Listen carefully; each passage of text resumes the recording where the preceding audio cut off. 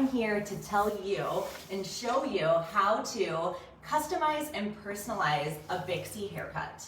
So what I have done for you already is I went in and I cut a very rough shape of the Bixie haircut, primarily using square layers. Now that I have that done, I'm gonna go in and start to show you some of my favorite ways to personalize this haircut and any other haircut moving forward. The first thing I'm gonna do is I'm gonna start in the nape section of my guest's head. During the pre-cut, what I did is I worked with light graduation in her nape. The reason I wanted to do that was to start to build a little bit of weight in the back of my guest's head in order to then collapse the weight with layering as I move higher up. What I want to do is go in and start to detail out the heaviness of the shape that I've already created.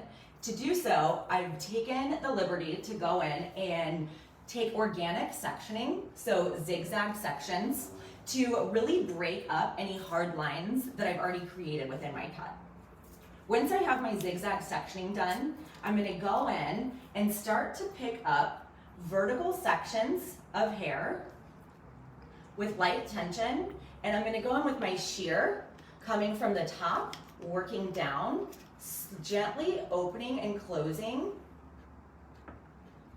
to make the ends a little bit skinnier. I'm going to continue to pick up my vertical sections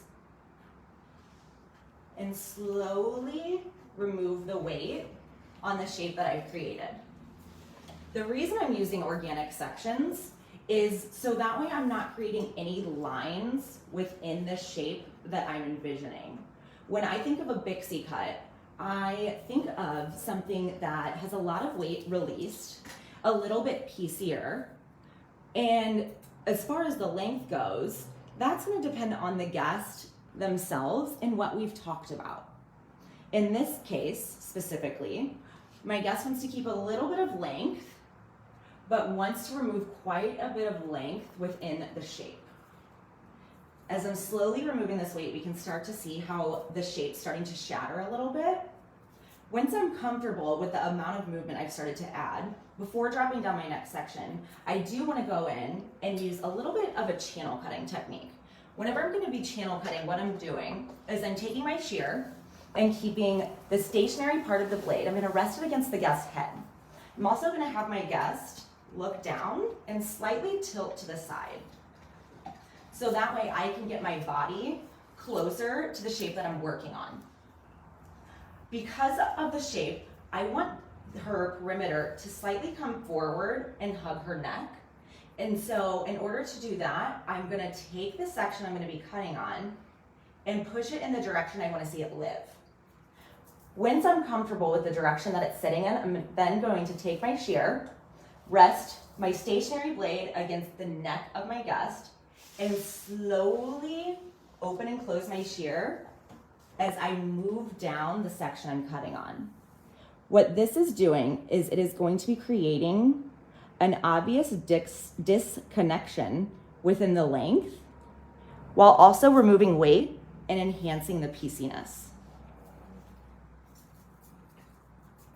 I'm going to work towards the opposite side to create a little bit of balance within my shape. Keeping in mind that I am working in the hairline, and if there's anything I know about hairlines, it is that they do tend to have a mind of their own. So being cautious about the amount of weight being taken out is going to be highly important for this.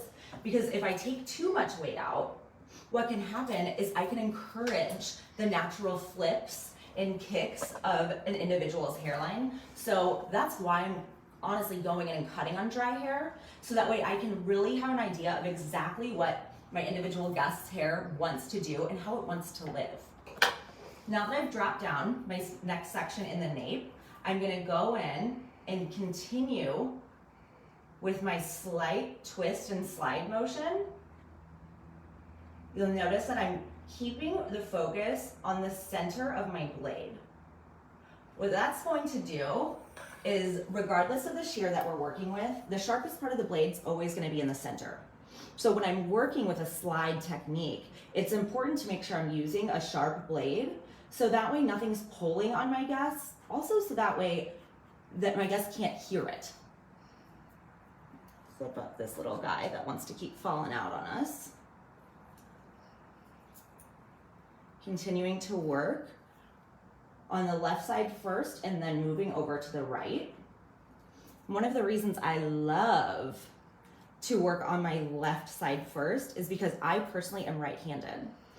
And because of that, I know that my left side is my weak side. So it's really important to me to be able to perfect the left side of my shape and then go in and match the right side. Because I know my right side is always going to be the easier option for me. You'll notice how much I'm moving my guest's head around in order to get myself and my body in a position that I can easily work and move around my guest's head. I'm gonna switch to a longer shear.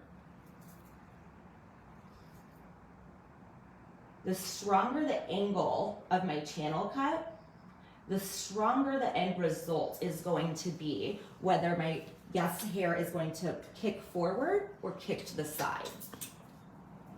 Once again, today what we're here doing is focusing on personalization and customization techniques to perfect a Bixie haircut shape. However, even though we're working on a Bixie today, the majority of these techniques can be used on any haircut shape. This is something that I love to use for really thick or coarse haired clients in order to start to really remove that density in the nape.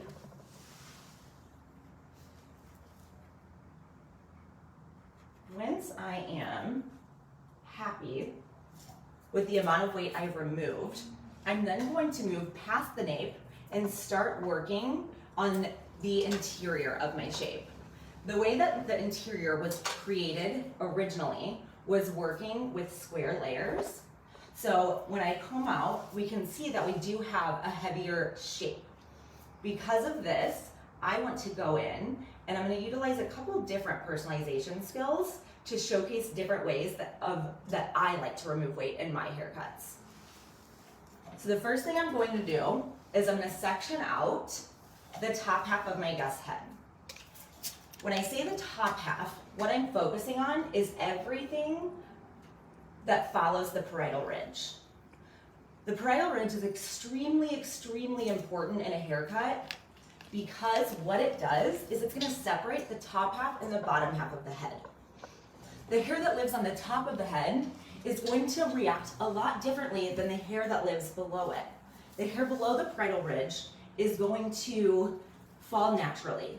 What it gives us is what we're going to get as a result.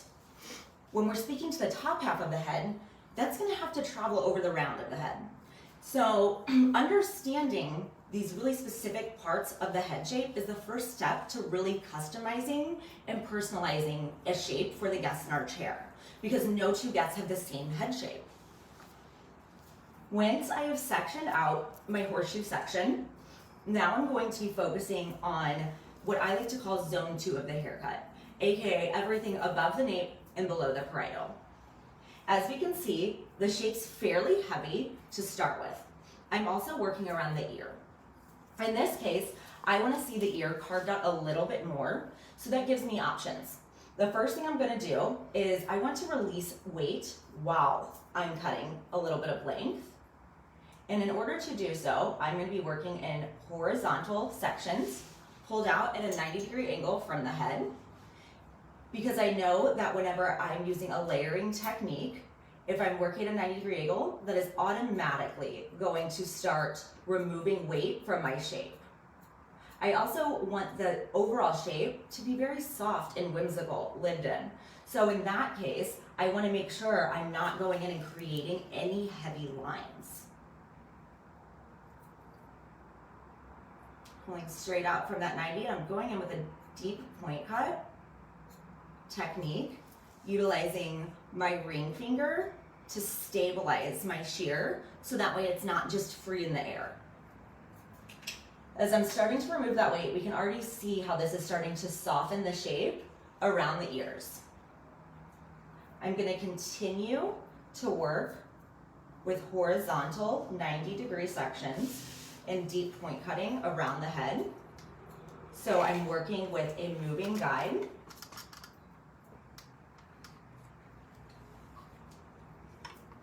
And I'm gonna work until I get to the center back of the right-hand side. My favorite part about deep point cutting is it gives me a lot of control for the end result of the shape. What I can do is change the pitch of my shear, whether it be from the right or to the left, pointing one direction or the other, to enhance or remove the natural fall of the hair. So in this case, I would like to see my layers kind of coming a little bit forward. So in that case, once I have my subsection at my 90-degree angle horizontally, I'm gonna take the pitch of my shear and point it in the direction that I would like to see the hair live. Keeping in mind that short hair is always going to push long hair. Slowly counteracting the natural fall and enhancing the end result. The number one thing that is helpful for our guests, the thing that allows our guests to really feel like they have an incredible haircut, is the ease of styling. I like to think of products as the cherry on top, something that is going to perfect a shape that's already there. Because I know by going in with different personalization and customization techniques, I'm creating something very specific for the guest that's wearing the shape. And something that is based off of, whoopsies, let's grab a different comb. Something that is going to really allow them to have freedom within their routines in the mornings or whenever they are styling their hair. One of the most important aspects, I feel, of detailing and personalizing a haircut is taking our time. I know for me personally, when I first started cutting hair, the detail aspect of the cut was something that I would allow maybe 10 minutes for at the end of creating a shape. But what I have found with more and more education and practice throughout the years is that the detailing part of our haircuts, that is exactly what is making something specific for the guest wearing it. So really taking our time and really watching and seeing what the different techniques we're doing are giving us as a result before moving on to our next section or our next technique. David says, what a pleasure listening to Erica Mumi share her haircutting knowledge. Thanks, David. Continuing, working to that center back. And please, for those of you watching, by all means, please utilize the chat box, ask questions. I am here to help today, and I'm honored to be able to share knowledge with you. Going in, I'm starting to see how soft this shape's starting to get, but what I would like to see is I want to see this hug her neck maybe a little bit more. So in order to do that, I'm gonna go back to my channel cutting technique to create a little bit more obvious separation within the shape. Also, to connect those lines between the layer and the graduation that I started with. Deborah says, detailing is everything about the design. Yes, the details are in the design is one of my favorite quotes. Ooh, what's up, Jeremy Taylor? Jeremy said, what's up, my friend? Hello, Jeremy. Jeremy is actually one of my personal mentors and friends who has taught me so much about just hair cutting as a whole. So thank you so much for tuning in. One thing that we can really see as I'm cutting is as I'm taking this weight out, can we see how the natural movement and texture of my guest's hair is starting to really start to show itself. It's starting to become more and more accentuated. This also is a shape that I have zero product in so far. So being able to truly see the difference in the weight removal already is something that fills my soul. One of the best parts about detailing a haircut shape, honestly, is being able to see exactly what we're doing while we're doing it. That's also something that works wonderfully for our guests because they're able to see everything that we're doing, and it becomes something that they can also be involved in. Moving back to my opposite side, I'm taking horizontal sections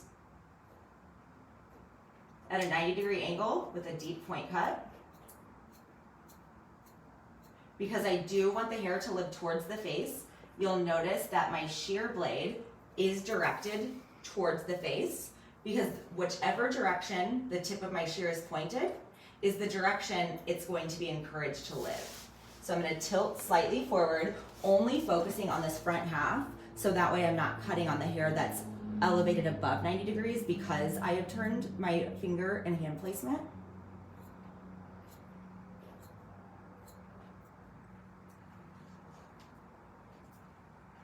I continue to work the left side to the center back. And then notice when I'm closing my shear is when I'm pulling it away. This is going to prevent me from cutting myself. It also is giving me more control on the hair that I'm working on. Especially in the situations where we are working with dry hair, it really is important to make sure we're taking our time so that way we have complete and total control over the shape we're creating. As we know, when we cut hair that is wet, it is a little bit easier to hold within our hands and really start to take control of the shape we're creating. But when we're dry cutting, it does become extremely important to make sure that we are really making sure we are watching and paying attention to the hair that we're working on. Jeremy has a great question for you today. It says, when detailing, do you prefer to use your shear over a texturizing shear? And if so, why? So for me personally, I like to toy with both. However, a little story about myself. When I first started cutting 13 years ago, I realized that I was extremely reliant on my blending and texturizing shears. Solely because of that recognition, what I did was I took them out of my kit for a few years because I wanted to make sure when I was utilizing them, I had intention. So fast forward to now, I do utilize texturizing shears quite a bit. Ultimately, what it's going to come down to is the goal at the end, also the type of formation or curl that my guest has. Because if my guest is extremely curly or highly coiled, I generally want to stay away from texturizing and focus on manipulating the weight to where it's gonna live in a better way. I hope that answers your question. Now that I've gone through and I've diffused the weight lines throughout the sides and the back in the zone 2, which is once again above my nape but below my parietal ridge, so really the insides, the interior of the haircut, I'm really gonna start focusing on what I feel is the most important part to our guests, and that's gonna be the top half. So everything above our parietal ridge. This is keeping in mind the hair that has to travel over the round of the head. So that's why I really like to cut above the parietal on dry hair. So once again, visually, I know exactly what I'm going to get. We can already see the shape that I have slightly created. And what I'm gonna do is I'm gonna start in the front area of my guest's head and work towards the back. As we know, the front portion of a haircut is going to be the most important to our guests because that's what they see every day. That's why I personally feel it's important to start in that area so that way I can base the rest of my lengths off of exactly what I'm doing in the front for this shape specifically. So what I'm doing is I'm going in and I'm carving out my fringe section on the rough draft of the Bixie cut that we've already created. Because she already has a fringe, I want to go in and enhance it. I'm thinking for this shape specifically, I would like to see it a little bit shorter, but I'd also like to hold on to a little bit of this winged area just to really accentuate the details in the haircut shape. The way that I'm going to begin structuring my fringe is I'm gonna first section out the longer aspects of the curtain. So that way I'm not grabbing that hair and getting ahead of myself. Not sure if you guys ever do that behind the chair, but I know that it can be easy to get lost within our haircuts because we get excited. I'm excited about this. My guest is excited about this. So starting with my primary focus on the center portion of her fringe. I'm going to take a center profile guide. I'm going to pull it straight out from where it lives. So for a side view, I'm going to be pulling her straight out. So I'm not dropping down because I don't want to graduate the shape and make it heavy, but I'm also not elevating and because I don't want to overly layer the shape either. Straight forward, and I'm going to blunt cut to give me a guide. Once I drop down my guide, I'm going to comb it out to see if I like where that shortest piece is hitting, and I'm thinking I like that for the shortest piece. Now that I have my guide created, I'm going to split it into two, pushing one to the left side and one half to the right side. To follow and finish my curtain fringe, I'm going to move my body positioning to the opposite side of where my section's at, and I'm going to be standing about a 45-degree angle off of the eye. It's important that my subsectioning is clean and that my guest is not sitting too high up because that's bad for our posture. I don't ever want to see my elbow above my shoulders. With my guest looking straight ahead, I'm going to be taking the hair from the right-hand side, over directing to the left. I can see the guide that I've created, and I'm going to follow that line. Is that the way you initially cut the fringe? Yes, it is exactly Awesome. how I cut it. This is one thing that I prefer to showcase more than once. It's my favorite way to cut a lot of my fringes and face frames, to be completely honest. And then are you going to texturize the same way that you cut? Same body position? Yes. Cool. Yes. You guys are reading my mind. I'm now going to move my body back over to the right-hand side of my guest's head. I'm picking up the hair from the left-hand side, and I'm going to, once again, over-direct. My body positioning is about 45 degrees off of the eye. And my hand positioning is going to be parallel to the exterior line of the triangle that I used for sectioning originally for my shag. Not shag, curtain fringe. I can see my guide. I'm gonna go in and cut blunt. And the reason I'm cutting blunt is to really showcase how when we work with the head shape, how much weight we are already removing as we're cutting. I'm gonna start to drop down the longer pieces from her fringe. So that way we can finish and detail out her fringe to use as a guide to length for the rest of our shape. Paying close attention to where I'm pulling the hair from. I never want to be in a position where I'm working so quickly that I overlook where I'm sectioning and potentially pull hair from somewhere on the head shape that doesn't live in the fringe. Because I know when that happens, generally speaking, I have to go in and texturize quite a bit to soften the lines that I've accidentally put in. I'm going to go back, split my fringe in half, starting with the hair on the right-hand side.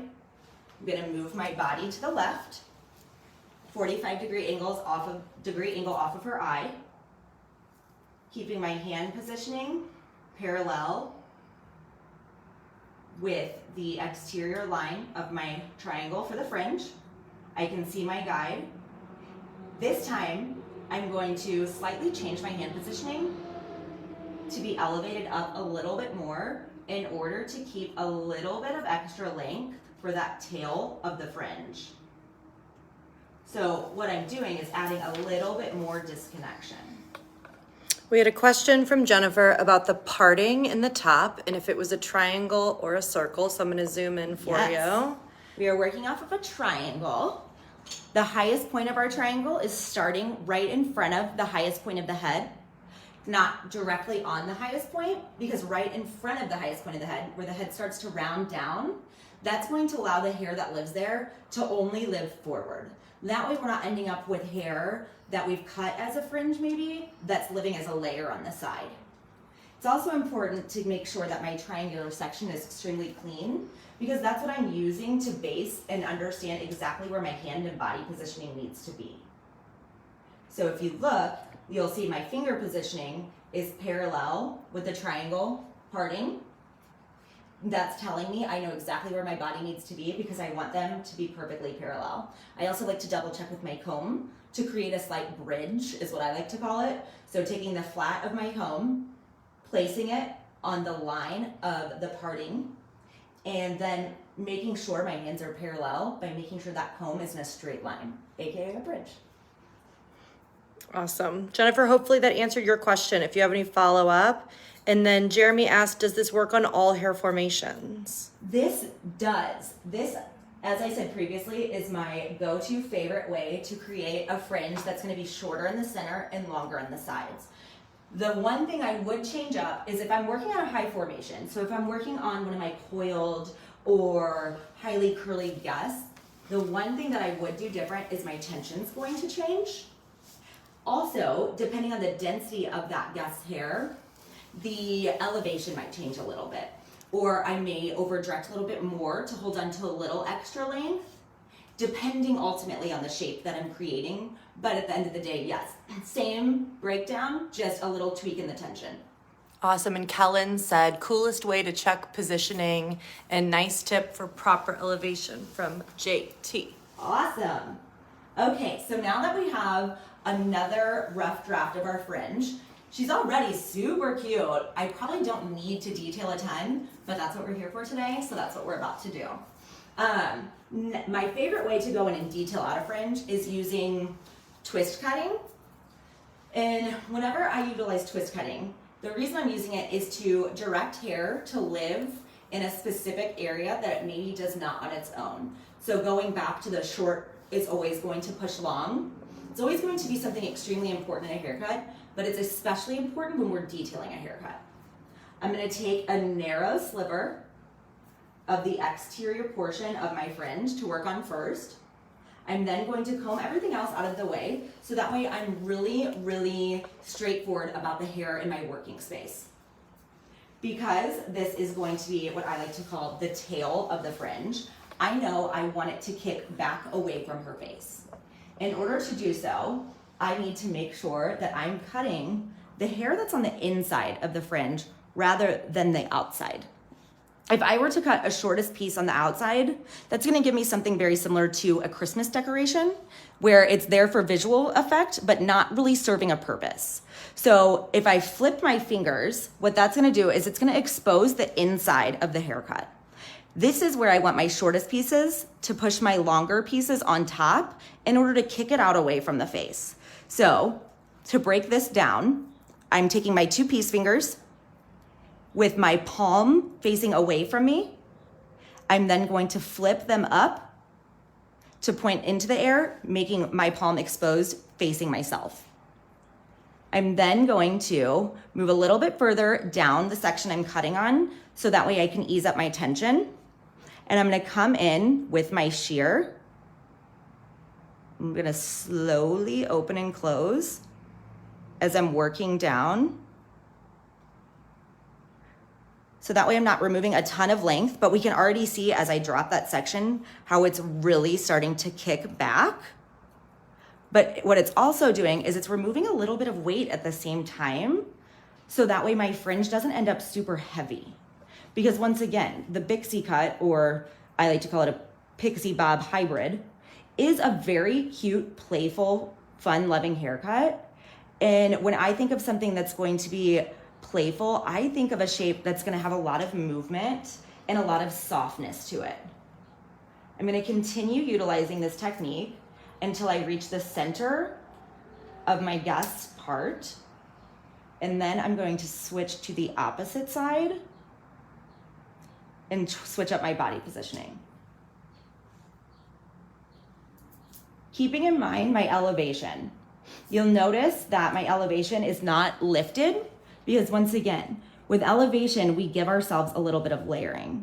And what I don't want to see is an excessive amount of layering within my gust fringe, because what I'm doing is I'm creating movement and weight removal.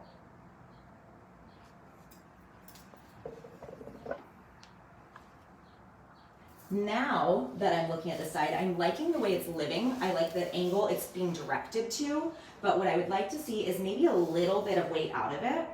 So I'm continuing to work only on one side of the fringe. I'm gonna utilize my comb because it is shorter hair that I'm working on, and I don't want to increase my tension on accident and then create something that is going to end up too short in that hairline. So I'm using my comb for control. I'm gonna go in and use my deep point cutting, but notice my angle of the shear. The more my blade is tilted or angled in the hair that I'm cutting in, the more weight it's going to remove. We had a question, could you go and point cut the underneath section? Absolutely. Absolutely. The beauty of customizing a haircut, truly I feel, is there isn't a right or wrong as long as we can understand the science and the structure of the guest we're working on. All of these techniques are created to create magic. Once we understand the different ways to utilize or different options within personalization techniques, it becomes so fun to combine them to create something very special for the guest wearing the shape. It's also something that I feel really allows us to put our own personal brands on what we're doing. I feel so for myself, I'm a generalist behind the chair. I color guests as well. I feel like it's very easy to put our own brand on our color applications. However, something that is not talked about too often is putting our own specific brand on the cuts that we're creating behind the chair. And that is something that is really important to me. So really understanding the different texturizing techniques that we have available to us, or even creating new ones, and then combining them together is the ultimate way to brand everything we're doing behind the chair. I don't know about you, but my goal in life is to, whenever somebody's walking down the street, somebody next to me goes, "You cut that haircut." That's my goal. That is the ultimate goal. How are we liking the shape we're creating with our fringe? Thinking I like the amount of weight that's removed. I like that we're shorter in the center and that we still have our wing.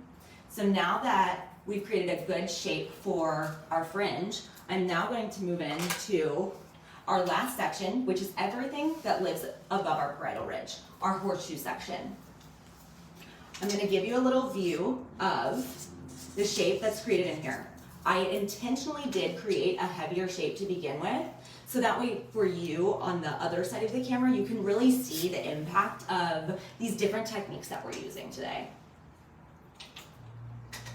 First thing I'm gonna do, now that I've assessed what I'm working on, and I can see everything that's happening, I'm gonna continue to work, starting towards the front, moving towards the back. The first thing I wanna do is lift my guest head up, and then after that, I'm going to start visually picking up subsections that I feel are weighted. And I'm going to showcase a handful of different personalization techniques, because the beauty of working on the horseshoe section is we have so much freedom to create art.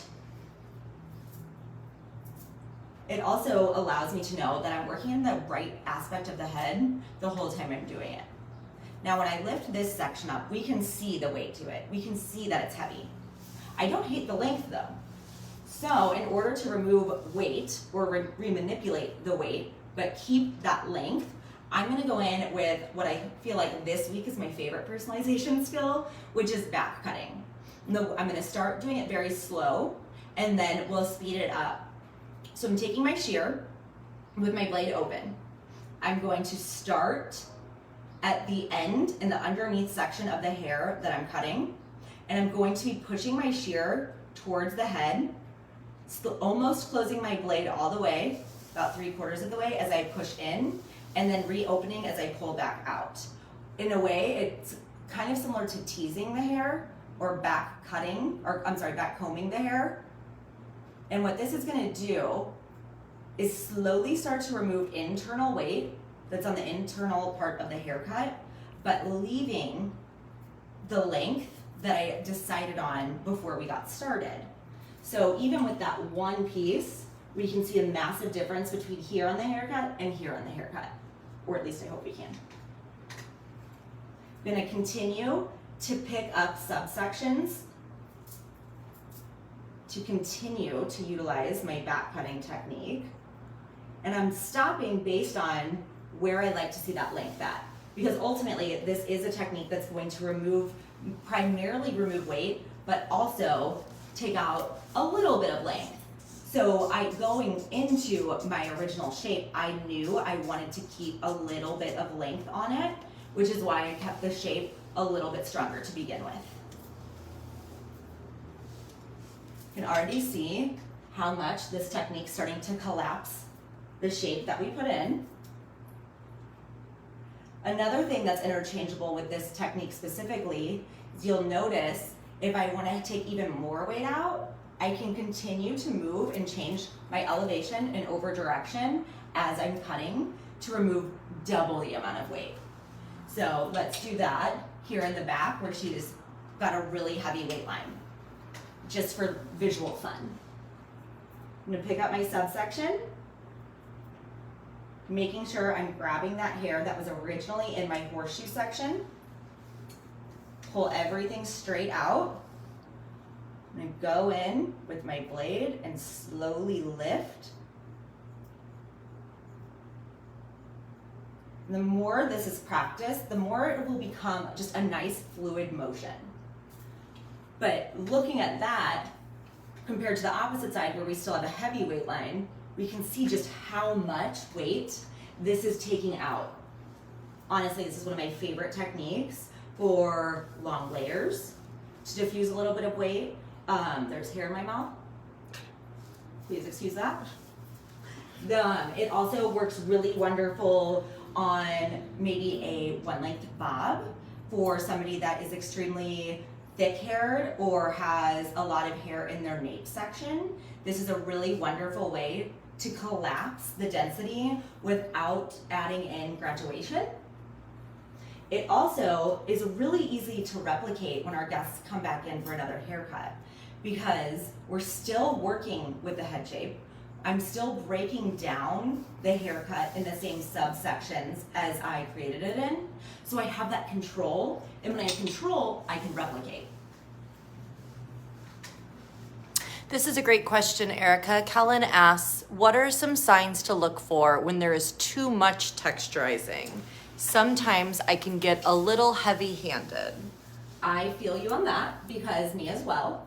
I think that's something that a lot of us have, run into because it's just so much fun to detail.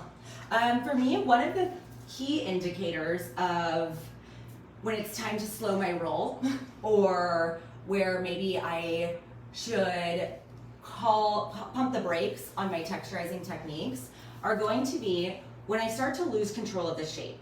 So if I've created a shape already, and now I'm going in and I'm detailing and personalizing, and I feel like my shape's I'm losing it. It's not as much there, and when it comes to styling, the styling becomes harder. That for me is a really good indication that maybe it's time to take a step back or switch up techniques. A lot of the time, so we're gonna have a truth circle. Back when I first started in the industry, I feel like I personally struggled with over texturizing quite a bit because I didn't know when to start and when to end, which would ultimately end up with me creating an entire shape out of it, which does work. But the important part is remembering it when they come back in. But also, there are times that I will go in with a guest and focus with just one specific way of personalization for their whole detail process. I'll leave that in my notes, and then the next time they come in, I'll go with a different technique. So that way I'm not continuously removing weight from the same area over and over.